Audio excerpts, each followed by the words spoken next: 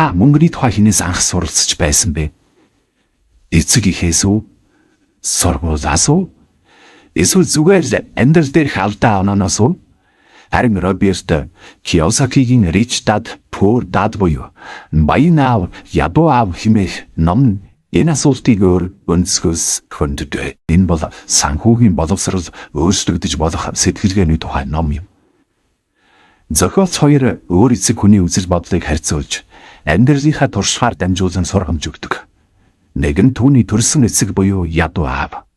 Боловсролтой, тогтвортой ажилтайж, мөнгөний талаар уламжлалтай хандлагатай хүн. Харин нөгөө найзынх нь аав бизнес эрхлэгч, хөрөнгө оруулагч, амьдралын өөр хэмнэлтэй баян аав. Ядуу аав сайн дүнтэй сур, сайн ажилд ор гэж хэлдэг. Харин баян аав мөнгө хэрхэн ажилдаг талаар сур, мөнгийг өөртөө ажилуул гэж заадаг. Тэдний хоорондох энэ ялгаал Кийосакигийн ирээдүйд сэтгэлгээний эргэлт болсон. Номын гол санаа бол энэ мөнгөний боол болж амьдрахаас илүү мөнгийг өөрийн боол болгох. Ихэнх хүн орлого олохын тулд ажиллахгүй бол орлогогүй болдог. Харин баян хүмүүс систем бүтээж мөнгө өөртөө ажилуулдаг. Тэр нь түрээсийн орлого хувьцаа бизнес, зохиогчийн эрх хөрөнгө оруулалт гэх мэт хэлбэрээр оршин байдаг. Кийосаки мөн идэвхтэй орлого болон идэвхгүй орлого гэсэн ойлголтыг тодорхой тайлбарладаг. Бидний ихэнх нь цагаа зарж мөнгө олдог. Гэвч жинхэнэ санхүүгийн эрх чөлөө бол та ажиллаж байсан ч, үгүй байсан ч мөнгө урсаж байх явдал юм. Номд бас нэг чухал зүйл бол санхүүгийн IQ буюу мөнгөний талаар зөв сэтгэлгээтэй байх чадвар. Өөрөөр хэлбэл орлого ихтэй байсаач буруу хэрэглээ. Буруу шийдвэрээр дамжуулан ядуу хിവэр үлддэг хүмүүс олон. Харин ухаалгаар төсөвлөдөг, хөрөнгө оруулдаг, эрсдлийг тооцдог хүмүүс хөрөнгө өсгөж чаддаг. Трамп шиг том сэдэг гэж уриалдаг шиг Кийосаки том хөрөнгө босго гэж биш. Харин томоор сэтгэж сур гэж уриалдаг. Энэ ном хизээч хурдан баяж гэсэн заавар биш. Харин удаан тогтвортой ухаалгаар хөрөнгөж гэсэн зарчимтай. Тэрээр мөнгө олохоос гадна эрсдэл даах сэтгэл зүй, бизнес сэтгэлгээ, амьдралын хариуцлага гэх мэт зүйлсийг мөн адил онцолдог.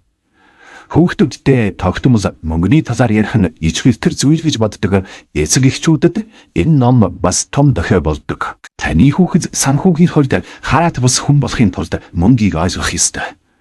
Үүнийг сургууль заадаггүй. Гэхдээ та зааж чадна. Төгсгөлд нь Rich Dad Poor Dad ном бидэнд хэлж байна. Мөнгө бол зүгээр нэг зорилго биш үү? Энэ бол сэтгэлгээний илэрхийлэл. Мөнгийг та хэрхэн харж байна? Түүнийг амьдралдаа бий болгодог. Мөнгөний боол байхаа болох хэсэг нь таны шийдвэрээс шалтгаална. Тэгэхээр та өнөөдрөөс эхлээд өөрөөсөө асуугаарай. Та мөнгөний төлөө ажилласаар байх уу? Эсвэл мөнгийг өөрийнхөө төлөө ажиллуулж эхлэх үү? Мөнгөний тухай бидэнд сургуульд заадаггүй. Харин энэ ном бидэнд маш тодорхой мессеж өгдөг. Санхүүгийн эрх чөлөө бол цалин ихтэй байх биш. Мөнгөний талаарх зөв сэтгэлгээтэй байх явдал юм.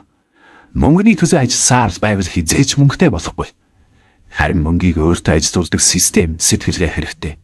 Санхүүгийн боловсрол бол 21-р зууны хамгийн чухал чадваруудын нэг. Өнөөдөр танд байгаа цалин таны үнцийн нэг биш. Таны харь язагдж байгаа системийг илэрхийлдэг. Би яаж баяжих вэ? Гэж асуухын оронд би яаж үнцэн бүтээх вэ? Гэж асууж сурах хэрэгтэй. Аз жаргал эрх чөлөө хоёр ажил нь ч мөнгөтэй холбоотой биш. Харин таны сонголт зуршил санхүүгийн хандлага дээр тогтдог. Ингээд энэ удаагийн дугаар амьдралыг дахин уулзлаа. Түр баяртай.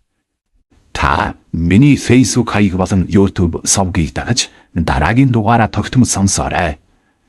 Баярлалаа.